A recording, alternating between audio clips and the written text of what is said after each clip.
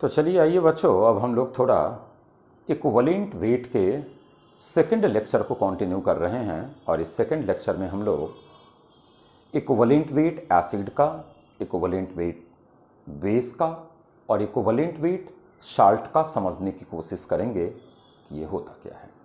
तो आइए पहले हम लोग स्टार्ट करते हैं। अर्लियर हम लोगों ने 3 टाइप इक्विवेलेंट वेट कैलकुलेशन सीख लिया था। चौथी equivalent weight of an acid समझ रहे हैं।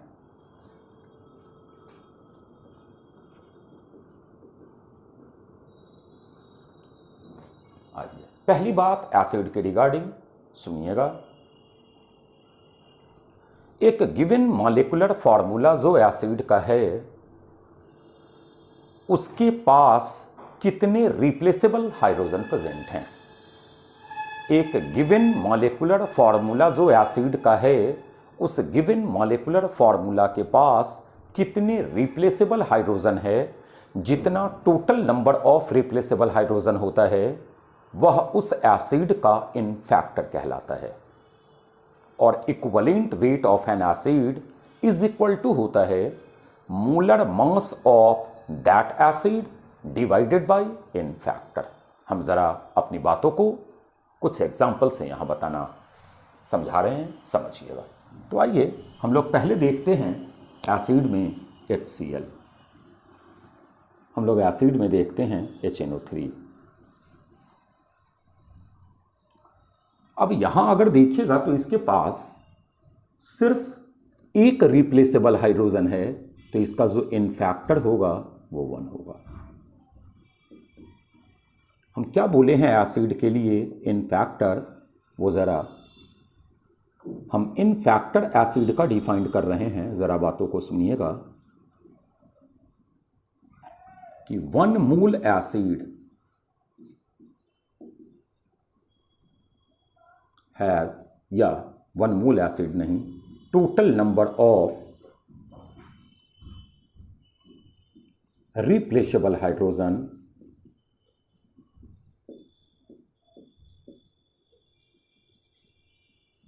Present in 1 mole of acid. अच्छी एक चीज ऑलवेज याद रखिएगा, जब भी हम लोग इन फैक्टर निकालते हैं तो इन फैक्टर 1 मोल के लिए फाइंड होता है, पर मोल इन फैक्टर होता है। तो आइए अगर HCl के लिए आप देखोगे तो एक रिप्लेसेबल हाइड्रोजन है, तो इसका इन फैक्टर 1 हुआ। HNO3 के लिए भी आ जाइएगा तो इसके इन फैक्टर 1 होंगे। मतलब अगर हम E ऑफ HCl निकाले तो इज इक्वल टू बोल सकते हैं M ऑफ HCl बाई 1। अगर हम E ऑफ HNO3 बोले तो हम लोग बोल सकते हैं M ऑफ 1। M यहाँ HNO3 का होगा, यहाँ M HCl का होगा। क्लियर है। अब जरा हम लोग आते हैं कुछ अदर्स एसिड पे, देखिएगा।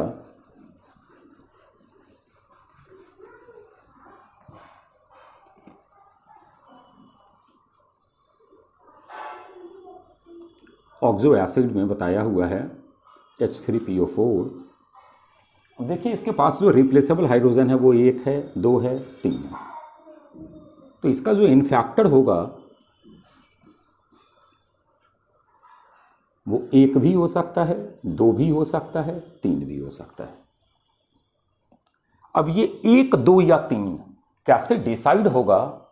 तो अगर सीधा H3PO4 लिखा हुआ है, ये किसी मॉलिक्यूलर रिएक्शंस में, किसी केमिकल रिएक्शन में ये पार्टिसिपेट नहीं कर रहा है, तो आप बोलिएगा E of H3PO4 is equal to M of H3PO4 divided by 1,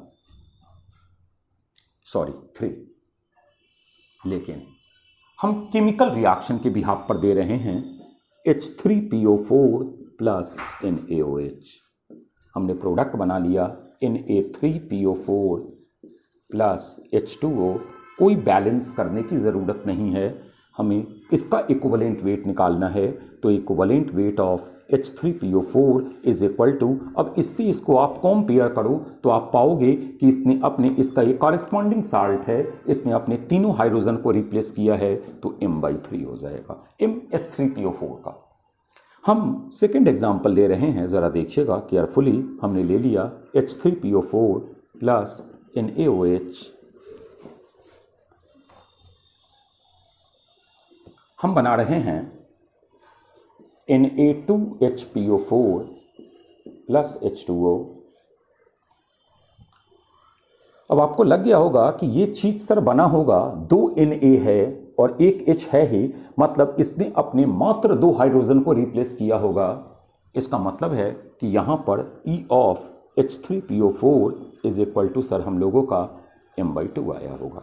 एक चीज़ और यहाँ आप ऑब्जर्व करोगे, यहाँ Na3 है मतलब ये 3 से मल्टीप्लाई हुआ होगा, यहाँ पर 2 है मतलब 2 से मल्टीप्लाई हुआ होगा। मतलब एक चीज़ आपको लग रहा होगा कि इसकी जो स्टोइचियोमेट्री है, उस स्टोइचियोमेट्री से हम इसे डिवाइड कर दें तो हमारा इक्विवेलेंट वेट एसिड का आ रहा है। यहाँ पर भी आप देखिए, आप 2 ले रहे हो तो इसका इन फैक्टर आ रहा है। मतलब एक चीज़ और पता लग गया कि अगर मान लीजिए इस इक्वेशन में इसका m/3 है और हमें इक्वेशन बैलेंस करना है तो हम इसको 3 से मल्टीप्लाई, बेस वाले को हम 3 से मल्टीप्लाई कर दें। अब तीसरी ए पे आ जाएं, मान लीजिए हम लोग आ रहे हैं H3PO4 प्लस NaOH, हमारा आ गया NaH2PO4 प्लस H2O। अब बच्चा देखेगा तो बोलेगा कि मात्र एक Na रिप्लेस हुआ है सर, इसका मतलब है कि यहाँ पर हमारा E of H3PO4 is equal to m/1 होगा सर। बातें बिल्कुल समझ में नहीं आई। मतलब सिर्फ एसिड का मॉलिक्यूलर फॉर्मूला है तो हम और आप डिसाइड नहीं कर सकते हैं कि इस मॉलिक्यूलर फॉर्मूला में हम 1 ले, 2 ले या 3 ले, तो हम लोग मैक्सिमम ले लेते हैं जो रिप्लेसेबल हाइड्रोजन होते हैं। लेकिन अगर एक केमिकल इक्वेशंस की फॉर्म में एसिड प्रेजेंट है तो आपने ऑब्जर्व करना होता है कि भाई इसने अपने कितने हाइड्रोजन H प्लस प्रोटॉन को रिप्लेस किया है। क्लियर है? बातें समझ में आ गई? अब आइए एक सेकेंड एग्जाम्पल पे आते हैं।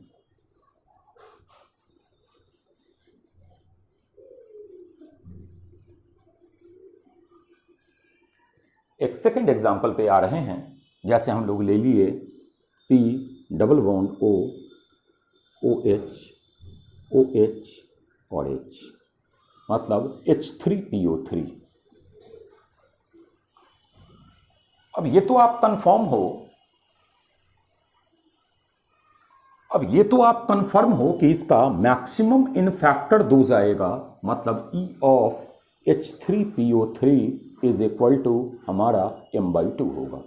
लेकिन अगर ये मॉलिक्यूलर फॉर्मूला की फॉर्म में है H3PO3 प्लस मान लीजिए NaOH दे दिया और हमें दे दिया Na2HPO3 प्लस वाटर। अब हम ज़रा सामने एसिड है, इस एसिड से साल्ट को कंपेयर करेंगे तो हमको लग गया कि ये वाला दोनों हाइड्रोजन निकल कर Na आया है, ये H तो रिप्लेस हो ही नहीं सकता है because it is oxy acid. Oxy acid में ऑक्सीजन से लगा हुआ हाइड्रोजन रिप्लेस होता है। तो आप यहाँ पर बोलिएगा कि sir E of H3PO3 is our m/2। Sir यहाँ 2 से मल्टीप्लाई कर देंगे, बैलेंस हो गया। हम बोले कि जी हाँ। वाटर बैलेंस करना बहुत बड़ा टास्क नहीं है। चलो, वैसे भी इक्विवेलेंट वेट में इक्वेशन के बैलेंसिंग का कोई रोल नहीं होता। बच्चे ने बोला कि सर H3PO3 प्लस हमारा है NaOH सर, और मान लीजिए सर ये हमारा दे रहा है H2NaPO3 प्लस H2O। अब इससे आप इसको कंपेयर करो, इसी एसिड का ये कॉरेस्पॉन्डिंग साल्ट है, तो बच्चा बोलेगा 3 ऑक्सीजन तो है ही सर, 3 हाइड्रोजन के बदले 2 हाइड्रोजन है सर, सिर्फ एक जगह ही नहीं आया है, मतलब यहाँ पर E of H3PO3 is equal to sir हमारा m/1 होगा। हम बोले कि जी हाँ, होना है।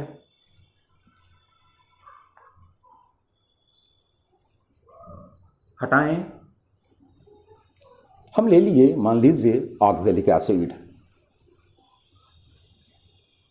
हम ले लिए ऑक्जेलिक एसिड।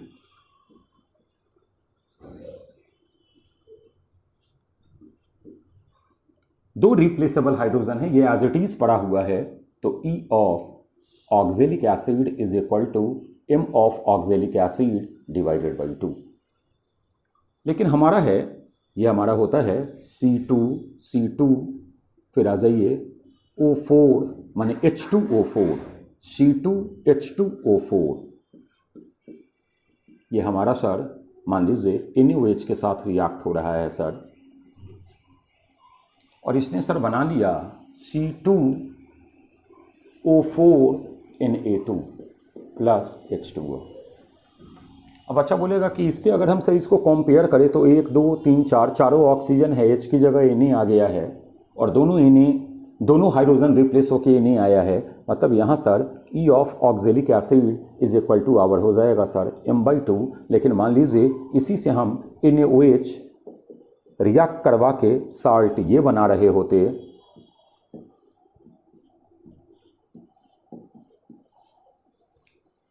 तो आप बोलते प्लस H2O, तो आप बोलते कि सर यहाँ पर जो हमारा E ऑफ ऑक्जेलिक एसिड होगा वो सर m/1 होगा।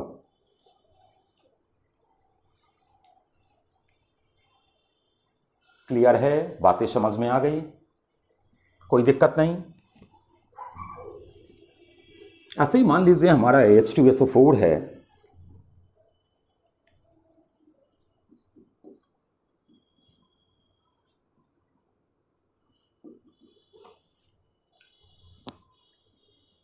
सीधा ये मॉलिक्यूलर फॉर्मूला है, तो E of H2SO4 is equal to हो जाएगा m/2।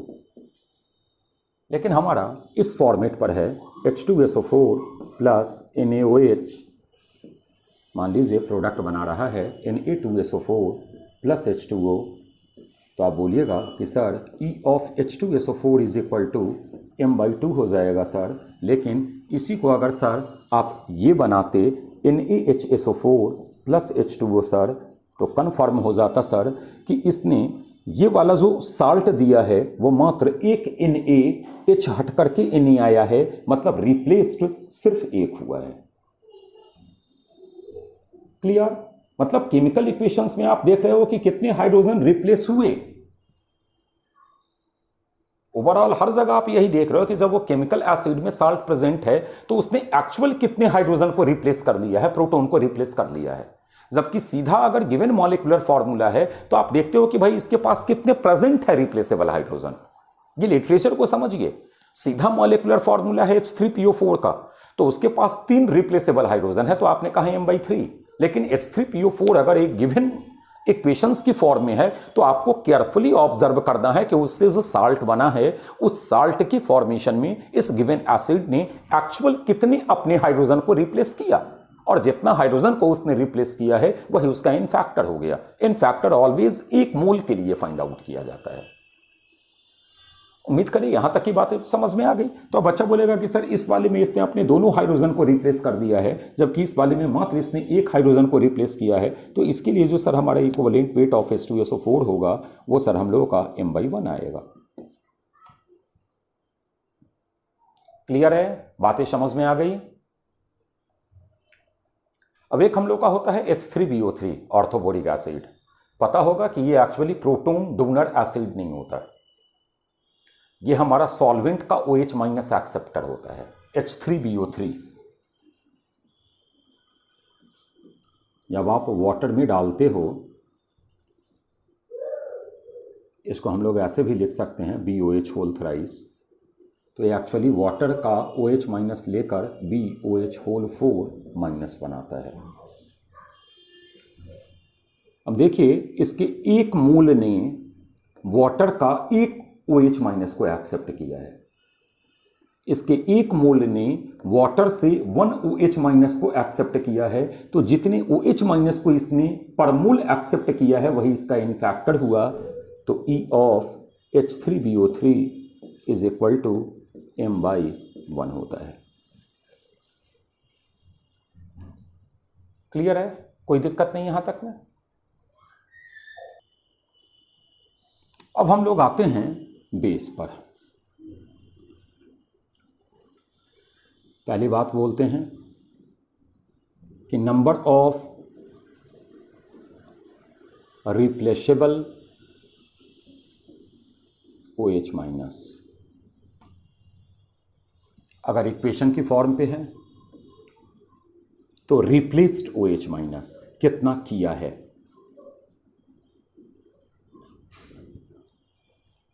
एक मोल बेस ने कितने OH माइनस को रिप्लेस्ड किया है।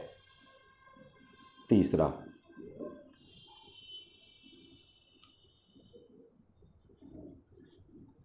number of mole of H plus ion accepted by it for complete neutralization। अभी हम तीनों चीज़ बताएंगे, समझिएगा। This one is a n factor. पहले आते हैं फर्स्ट पे, NaOH MgOH होल ट्वाइस,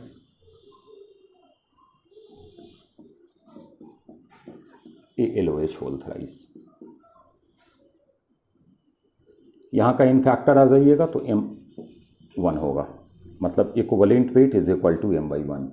यहाँ का इन फैक्टर आ जाइए तो रिप्लेसेबल OH-2 है तो M/2 हो जाएगा, MgOH होल ट्वाइस का। ये सारा इक्विवेलेंट वेट, यहाँ पर 3 रिप्लेसेबल OH- है तो M/3। पहली बात तो समझ में आ गया होगा, उम्मीद करें इसमें कोई दिक्कत नहीं है। अब ये वाला देखते हैं, CaOH whole twice plus HCl, product बनाया CaCl2 प्लस H2O। अब इससे इसको आप कंपेयर करो तो आप पाओगे कि इसने अपने दोनों हाइड्रोक्साइड आयन को रिप्लेस कर लिया, तो इसका जो इक्विवेलेंट वेट होगा वो होगा M/2, मतलब अब ये 2 इसमें मल्टीप्लाई होगा। हम एक और इक्वेशन बना रहे हैं, देखिएगा, CaOH whole twice plus HCl हमने बना लिया CaOHCl प्लस H2O। अब आप बोलोगे कि सर इसको देखकर अगर यहाँ देखा जाए तो मात्र इसने अपने एक OH- को रिप्लेस किया है, मतलब यहाँ पर जो इसका इक्विवेलेंट वेट होगा वो सर M/1 होगा। मतलब ये वाली बात भी समझ में आ गया कि इसने कितने रिप्लेस्ड किए हैं अपने OH- को। अब तीसरा ये देखिएगा, मान लीजिए ammonia plus H plus is equal to NH4 plus. अब ये बेस एक मूल H प्लस एक्सेप्ट कर रहा है कंप्लीट न्यूट्रलाइजेशन के लिए, तो यहां पर ऊपर लिख रहे हैं E of ammonia is equal to M of ammonia by 1।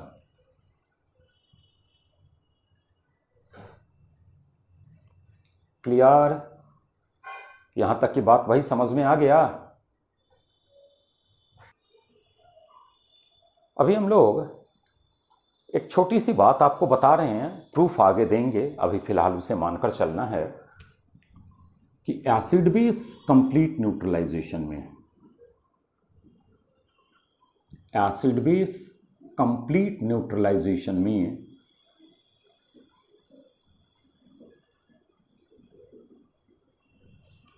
Number of equivalent acid का इज इक्वल टू होता है नंबर ऑफ इक्विवेलेंट बेस का। Number of equivalent is equal to होता है मोल इनटू इन फैक्टर एसिड का is equal to mole into in factor base का। Number of equivalent को milli equivalence भी बोलते हैं। कब? जब मिली मोल्स लोगे तो milliequivalent of acid is equal to milliequivalent of base. ये मिली इक्विवेलेंट में मोल हम लोग मिली मोल्स लेते हैं। तो आइए इसके बिहाफ पर कुछ प्रॉब्लम देखते हैं। प्रॉब्लम पढ़िएगा, calculate mole of calcium hydroxide required to carry out following transformation by using 1 mole acid. एक मोल एसिड यूज करते हुए ये फॉलोइंग ट्रांसफॉर्मेशंस कैसे अकर किए गए हैं ये हमको बताना है। तो आइए समझे जरा। एसिड ये रहा और इसका साल्ट कैल्शियम का बना है, मतलब ये कैल्शियम का ही बेस लिया होगा। अब ये वाला फॉर्मूला गिवन है, इससे ये पता लग गया कि दोनों हाइड्रोजन रिप्लेस हुआ है।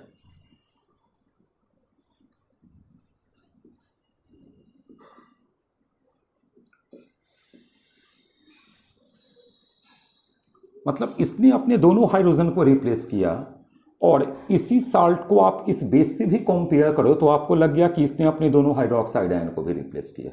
ये अपने दोनों हाइड्रोजन को रिप्लेस कर रहा है, तभी ये वाला सेगमेंट आया, और कैल्शियम वाला सेगमेंट आया है मतलब दोनों हाइड्रोक्साइड आयन को रिप्लेस किया, मतलब इसके इन फैक्टर 2 है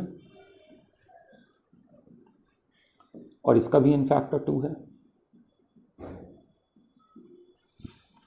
अब बोल सकते हो number of equivalent oxalic acid का is equal to number of equivalent calcium hydroxide का। CO कैल्शियम हाइड्रोक्साइड लिख रहे हैं, ओ CH होगा, sorry. Number of equivalent is equal to mole into in factor. Acid का 1 मोल लिया हुआ है, इन फैक्टर 2 है। बेस का हमको नहीं पता है मोल, इट मीन्स आप इसके भी 1 मोल यूज करोगे तब ये रिजल्ट आएगा। क्या कोई दिक्कत? चलिए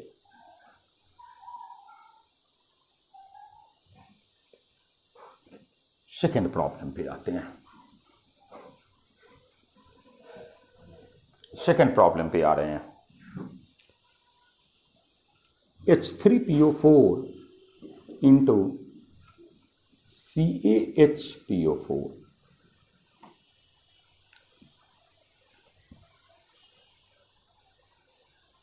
H3PO4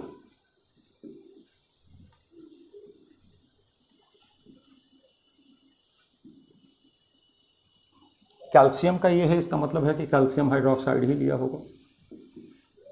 और जो साल्ट बना रहा है उसमें देखिएगा एक H छोड़ दिया है और 2 हाइड्रोजन निकल कर इसी से कैल्शियम जुड़ा है, इन दोनों ऑक्सीजन से। मतलब कुछ अगर हम रफ वर्क करें तो बच्चा बोलेगा कि सर ऐसा और ऐसा, और इसी दोनों से सर हमारा कैल्शियम जुड़ा होगा। सर देखकर बताइए तो कितने रिप्लेसेबल हाइड्रोजन, कितने रिप्लेस्ड हाइड्रोजन? तो बच्चा बोलेगा 2, इन फैक्टर 2 है सर इसका। और इस स्केलेटन को इससे कंपेयर करो तो बच्चा बोलेगा कि इसने भी अपने दोनों हाइड्रोक्साइड आयन को रिप्लेस कर लिया सर, तो इसका भी इन फैक्टर इज इक्वल टू 2। अब आप ही बताइए कि क्या है इस ऐसे प्रॉब्लम में खास बात कि हम इसे सॉल्व नहीं कर सकते हैं।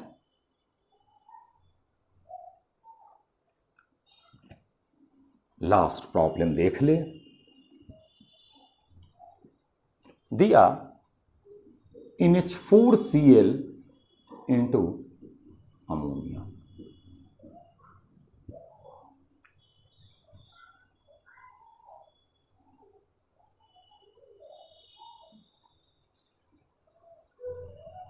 तो आइए, mole of CaOH whole twice, मतलब इसको तो हमको रिएक्ट करना ही है कैल्शियम हाइड्रोक्साइड के साथ।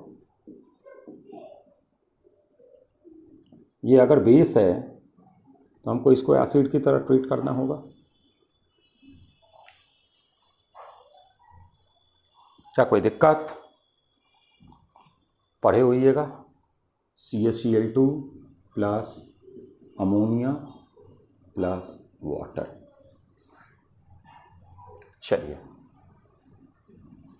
पहले इससे आप इसको कंपेयर करो तो इन फैक्टर 2 है, लेकिन इससे अगर आप इसको कंपेयर करोगे तो इसने मात्र अपने एक H+ को डोनेट किया है, सिर्फ एक H+ को इसने डोनेट किया।